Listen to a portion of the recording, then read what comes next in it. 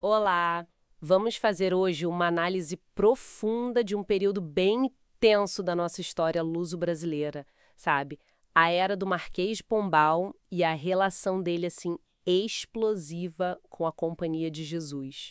Isso, A nossa base aqui é o capítulo Pombal e os Jesuítas do livro Brasil, Coração do Mundo, Pátria do Evangelho. É uma obra psicografada, né? Então a gente vai extrair os pontos principais dessa perspectiva específica. exatamente. A gente vai ver como Pombal subiu ao poder. Um homem cheio das ideias iluministas, sabe? E isso num Portugal que estava saindo do reinado de Dom João V. Ah, a época do ouro e do Fausto. Isso. E aí, as reformas dele bateram de frente com os jesuítas, que eram muito influentes. Pombal via eles como um obstáculo, né? E isso trouxe consequências bem duradouras, principalmente olhando pela lente dessa nossa fonte.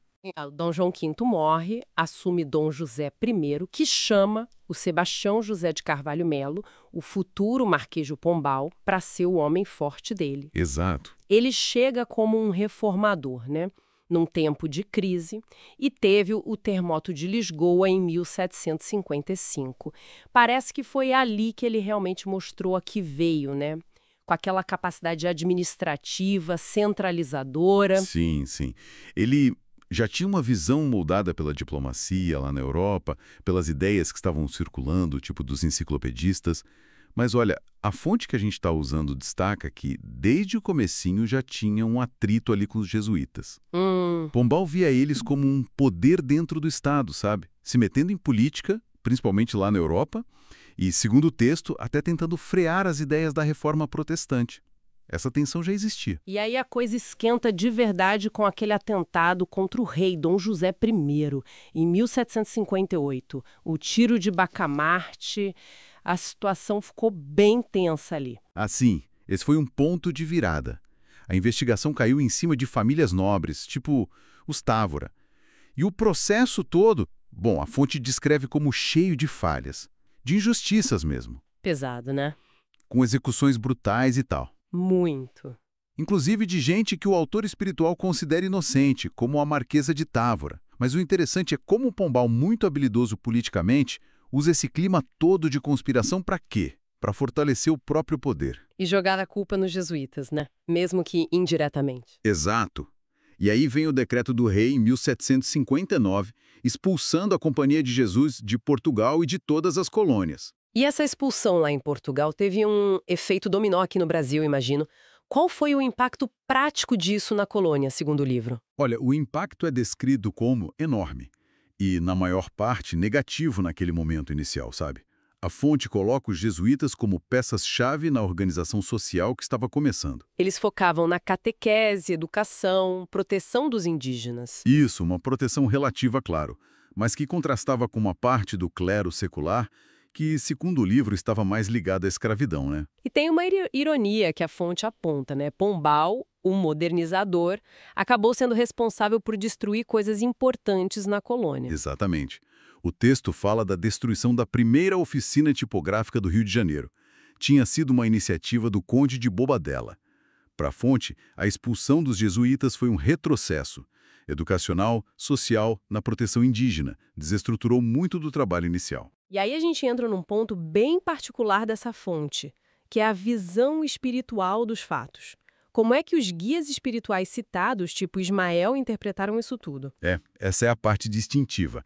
A visão é de pesar, mas dentro daquela lógica do livre-arbítrio, de causa e efeito. Pombal teria agido com despotismo, sabe? Seduzido pelo poder e sofreria as consequências disso depois. Mas, por outro lado, a fonte também diz que os jesuítas europeus tinham se desviado da missão original, buscaram poder temporal, se envolveram demais na política. Entendi. Então a orientação espiritual que o livro traz foi tipo, deixa os mortos enterrarem seus mortos. O foco deveria ser na essência da missão do evangelho, que seguiria por outros caminhos. Mostra como o poder temporal pode, corromper, né? Mesmo missões espirituais. E o próprio Pombal, historicamente falando, não teve um fim de vida muito glorioso, né? A fonte também comenta isso. Não mesmo. Quando Dom José I morreu e Dona Maria I assumiu, ele caiu em desgraça. O livro fala da ingratidão de gente que ele ajudou, do processo que ele sofreu, foi banido da corte, morreu meio que no ostracismo, em 1772. Colhendo o que plantou, segundo essa visão. Exato. Colhendo os frutos da dureza, das inimizades. E é curioso que a própria Companhia de Jesus foi suprimida pelo Papa Clemente XIV em 1773. Claro, foi restaurada décadas depois por Pio VII, mas houve essa interrupção. Então fica bem claro que essa era pombalina foi complexa. Teve reformas administrativas importantes, mas a fonte que a gente analisou hoje enfatiza muito o custo humano, o autoritarismo. Sim. E principalmente as consequências negativas da expulsão dos jesuítas para a estrutura social e educacional aqui do Brasil colônia. Exatamente. Foi uma reestruturação do Estado português, sem dúvida. Mas os métodos usados, pelo menos na análise espiritual dessa fonte, deixaram marcas bem profundas, especialmente aqui na colônia, interrompendo um trabalho que era visto como essencial naquele momento. Isso deixa a gente pensando, né? Como essas figuras históricas, com agendas tão misturadas, modernização de um lado, brutalidade do outro, acabam moldando o futuro de jeitos que a gente nem imagina. É verdade. E o que acontece quando uma instituição tão influente, mesmo sendo controversa como os jesuítas eram na época, é tirada do jogo assim de repente? Que vazios isso cria? Que novas dinâmicas surgem no desenvolvimento de uma nação? Fica aí a reflexão. Uma ótima reflexão. Até a nossa próxima análise.